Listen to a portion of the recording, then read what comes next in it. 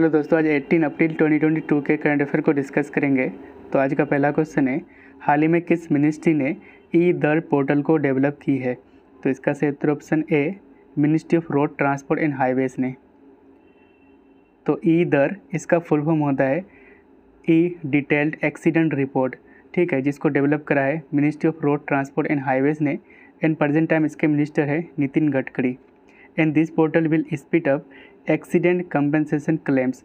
तो जो परिवार के द्वारा एक्सीडेंट कंपनसेशन को क्लेम की जाती है तो उसमें तेज़ी लाने का काम करेगा ये पोर्टल, जिसका नाम है ई दर, जिसको डेवलप करा है ministry of road transport and highways ने। और ये जो पोर्टल है ये रोड एक्सीडेंट पर इंस्टेंट इन्फॉर्मेशन प्रोवाइड करेगा। इस पोर्टल में डिजिटलाइज्ड डिटेल एक्सीडेंट रिपोर्ट्स यानी कि DAR को अपलोड किया जाएगा। And this portal will be linked with integrated road accident database यानी कि IRAD, ठीक है। तो याद रखिएगा इस पोर्टल को IRAD के साथ लिंक किया जाएगा। ओके, 2022 के मिनिस्ट्री से रिलेटेड करंट अफेयर को रिवीजन कर लेते हैं। तो पहला है समर्थ कैंपेन, जिसको लॉन्च करा था ministry of micro small and medium enterprises ने to promote women entrepreneurship. Donate a pension initiative, जिसको लॉन्च करा था मिनिस्ट्री ऑफ लेबर यानी कि श्रम मंत्रालय ने for unorganised workers. Raksha pension शिकायत निवारण पोर्टल, इसको लॉन्च करा था डिफेंस मिनिस्ट्री यानी कि रक्षा मंत्रालय ने। नेशनल लैंड मोनेटाइजेशन कॉरपोरेशन यानी कि NLMC, इसको सेटअप किया जाएगा अंडर मिनिस्ट्री ऑफ फाइनेंस यानी कि वित्त मंत्रालय। भाषा सर्टिफिकेट सेल्फी इनिशिएटिव, इसको लॉन्च किया गया था मिनिस्ट्री ऑफ एजुकेशन के द्वारा। स्माइल स्कीम, इसको लॉन्च किया गया है for the welfare of transgender community and beggars, जिसको लॉन्च करा था ministry of social justice and empowerment ने। अगला क्वेश्चन है, हाल ही में किस कंट्री ने laser based air defence system जिसका नाम है आयरन बीम, इसका सफलतापूर्वक परीक्षण किया है? तो इसका सही उत्तर ऑप्शन बी, इज़राइल ने, ठीक है। तो इज़राइल ने इसका सक्सेसफुली टेस्ट किया है जिसका नाम है आयरन बीम। तो आयरन बीम ये एक laser based missile defence system है जिसको डेवलप करा था राफेल एडवांस डिफेंस सिस्टम ने। तो इससे रिलेटेड आयरन डोम है जो एक डिफेंस सिस्टम है जिसको डेवलप करा था इज़राइल ने। ओके, तो इज़राइल यहाँ पे मैप में आपको मिल जाएगा। इसकी कैपिटल है जेरूसलम, करेंसी है शेकेल, प्रेसिडेंट है इज़ाक हेरजोग एंड प्राइम मिनिस्टर है नेफ्ताली बेनेट। क्वेश्चन है, हाल ही में किस मिनिस्ट्री ने स्वनिधि से समृद्धि कार्यक्रम यानी कि प्रोग्राम को लॉन्च किया है? तो इसका सही उत्तर ऑप्शन है ministry of housing and urban affairs ने। तो स्वनिधि से समृद्धि प्रोग्राम ये एक एडिशनल प्रोग्राम है PM स्वनिधि स्कीम का। तो इस प्रोग्राम के कुछ की पॉइंट्स को देख लेते हैं।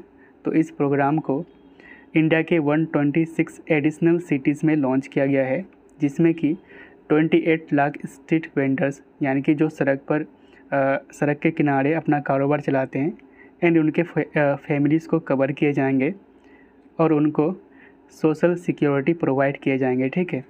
तो इस प्रोग्राम को लॉन्च करा है ministry of housing and urban affairs ने। एंड प्रेजेंट टाइम इसके मिनिस्टर है हरदीप सिंह पुरी, ठीक है। तो PM स्वनिधि स्कीम, इसके बारे में जान लेते हैं। तो इसका फुल फॉर्म होता है PM street vendors Atmanirbhar Nidhi, ठीक है, जिसको लॉन्च किया गया था 2020 में by ministry of housing and urban affairs. अगला क्वेश्चन है, नेपच्यून मिसाइल सिस्टम निम्नलिखित में से किस देश से संबंधित है? Neptune missile system is associated with which of the following country? तो इसका सही उत्तर ऑप्शन डी, यूक्रेन। तो नेपच्यून क्रूज मिसाइल ये एक coastal anti ship cruise missile system है जो नेवल वेसल यानी कि नेवल शिप को डैमेज कर सकता है, जिसकी रेंज है 300 किलोमीटर। ये अभी चर्चा में इसलिए था क्योंकि यूक्रेन ने क्लेम किया है कि इन्होंने रशियन वारशिप जिसका नाम है मॉस्कवा, इसको डैमेज किया है बाय नेपच्यून क्रूज मिसाइल, ठीक है। तो ये यहाँ पे है नेपच्यून क्रूज मिसाइल एंड ये है रशियन वारशिप जिसका नाम है मॉस्कवा। ने मैकलम अधिशेषीय अवार्ड 2022 के लिए किसे चुना गया है? तो इसका सही उत्तर ऑप्शन बी, प्रभात पटनायक को। तो मैकलम अधिशेषीय अवार्ड 2022 तो इस साल 2022 में इस अवार्ड को दिया गया है प्रभात पटनायक को, जो कि एक फेमस इंडियन इकोनॉमिस्ट है। इस अवार्ड को Malcolm and Elizabeth Adiseshiah trust के द्वारा दिया जाता है to an outstanding social scientist. तो ये 2022 के कुछ इंपॉर्टेंट अवार्ड्स है, इसको रिवीजन कर लेते हैं। तो पहला है world games athlete of the Year award, इसको दिया गया है PR श्रीजेश को। जो कि इंडियन हॉकी प्लेयर हैं, जेनेसिस प्राइज़ 2022 इस अवार्ड को दिया गया है अल्बर्ट बोर्ला को। Best FIFA men's player award 2021 इस अवार्ड को दिया गया है रॉबर्ट लेवांडोस्की को, ठीक है। ICC spirit of cricket award 2021 ये जीता है डेरिल मिशेल, जो कि न्यूजीलैंड के क्रिकेट प्लेयर हैं। ICC women's cricket of the year 2021 ये जीता है स्मृति मंदना, जो कि इंडिया से हैं।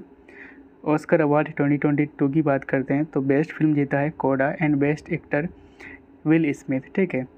2022 के Laureus World Breakthrough of the Year Award के लिए नॉमिनेट किया गया है नीरज चोपड़ा को। क्वेश्चन है, कौन सा देश 2023 men's FIH hockey World Cup की मेज़बानी करेगा?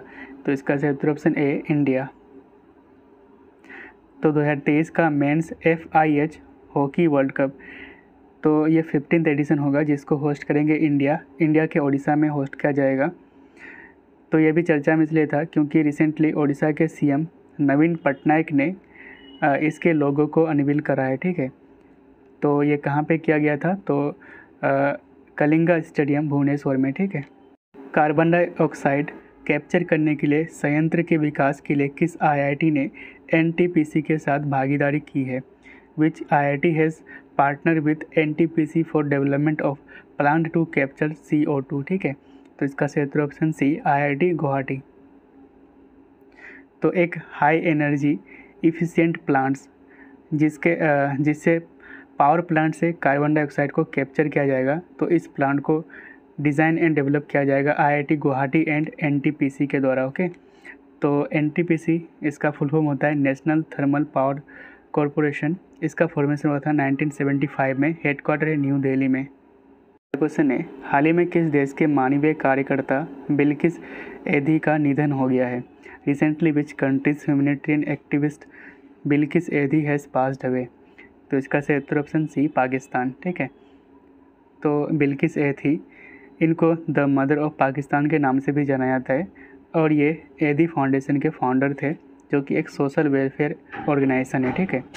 तो बिल्किस एधी ने एक इंडियन गर्ल जिनका नाम गीता है, जिनकी उम्र 7 या 8 वर्ष की थी, उनको समझौता एक्सप्रेस में अकेली मिली थी, ठीक है। तो बिल्किस एधी ने इनको अडॉप्ट करा था एंड 2015 में गीता को पाकिस्तान से भारत भी लाया गया था, ठीक है।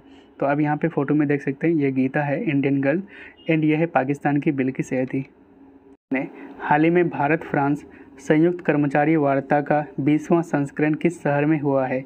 20th edition of India France joint staff talk took place in which city? तो इसका सही उत्तर ऑप्शन बी फ्रांस की राजधानी पेरिस में। वर्ल्ड वॉइस डे यानी कि विश्व आवाज़ दिवस हर साल कब मनाया जाता है? तो इसका सही उत्तर ऑप्शन सी 16 अप्रैल को। तो 16 अप्रैल को हर साल वर्ल्ड वॉइस डे मनाया जाता है एंड 2022 में इसकी थीम है लिफ्ट योर वॉइस। अगला क्वेश्चन है, सेव द एलिफेंट डे हर साल कब मनाया जाता है? तो इसका सही उत्तर ऑप्शन बी 16 अप्रैल को, ठीक है। तो सेव द एलिफेंट डे हर साल 16 अप्रैल को मनाया जाता है एंड इसकी स्थापना की गई थी थाईलैंड के एलिफेंट री इंट्रोडक्शन फाउंडेशन के द्वारा।